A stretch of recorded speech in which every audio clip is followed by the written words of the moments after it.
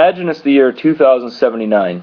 You're at home in rural Boston watching TV with your family after a long day. Suddenly, the movie that you're watching is interrupted by a news bulletin. There's been an outbreak of a deadly virus on Earth, and the population will perish as a result. Mars has been colonized since the year 2043. There's currently room for 250,000 people on the red planet. The government is ferrying the non-infected to the planet in 8 hours. As you stand on the launch pad, you look over your shoulder one last time at home, because that'll be the last time you ever see Earth. Hi, my name is Dan Dobson, and today I'm going to talk to you about why it's important that we as humans attempt to colonize Mars. Let's talk about how visiting the red planet will benefit life here on Earth. Mars currently has untapped resources.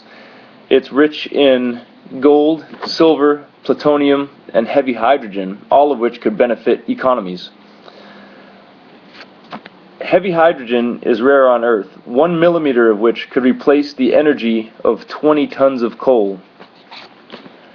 Without options, we're sitting ducks here on Earth. There could be an asteroid headed for Earth right now that we don't know about. There could be nuclear war or a deadly virus. And if we don't have options, the human race will perish as we know it. Next, I'm going to talk about some of the obstacles and risks involved in taking the trip. According to astronomycafe.net, it'll take 260 plus or minus 10 days to make the trip from Earth to Mars. Extended periods of time in space will expose the astronauts to very high levels of radiation. So currently scientists are working on ways to make it safe for the astronauts to make the trip. 260 days is a long time to have no gravity, so you're also looking at muscle deterioration. What are they going to eat in space for 260 days? Because if they run out of food, that's it. If there's any problems out there in space, then they're on their own to deal with it. They have no help from us. There's a 0% chance that something is going to go wrong or be able to go wrong and the mission be a success. Right now, the space shuttle can only carry 50,000 pounds of cargo, and it's estimated that 3 million pounds of cargo would be required for a crew of 6. That would mean that the space shuttle would have to take 60 trips. So I think that the scientists need to work on a bigger spacecraft to get the supplies to Mars, otherwise the trip isn't going to work. The trip is going to be one way. The astronauts that end up going aren't going to be able to get home. The reason that we haven't had any return trips from Mars is that it's not possible. You can get there, but you can't get back. There's no fuel on Mars to refuel a spacecraft to get back to Earth.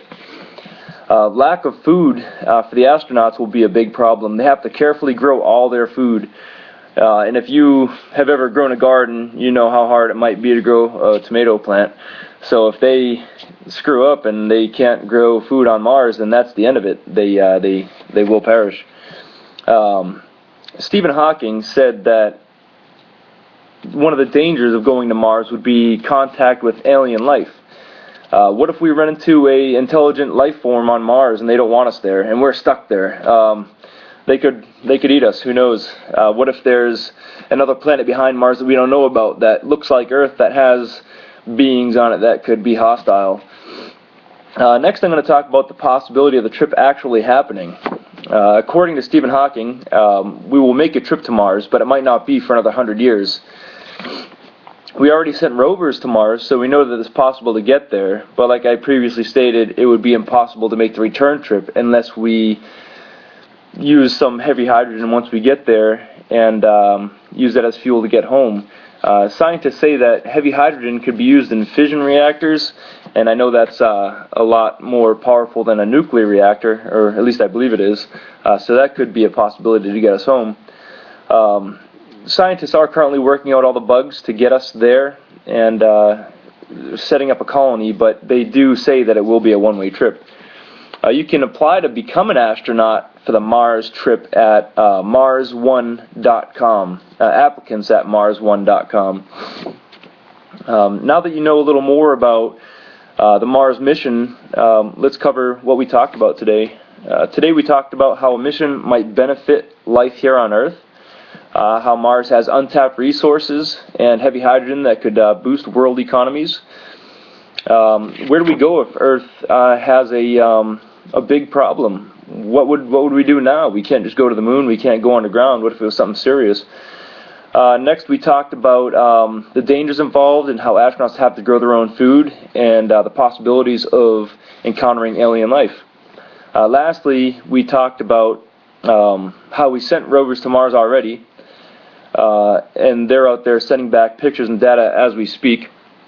And finally, we talked about radiation and the dangers it poses and the application process. You can go on applicants at mars1.com and apply to become an astronaut right now if you want to.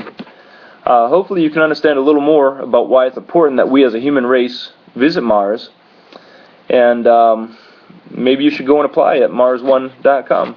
Thank you.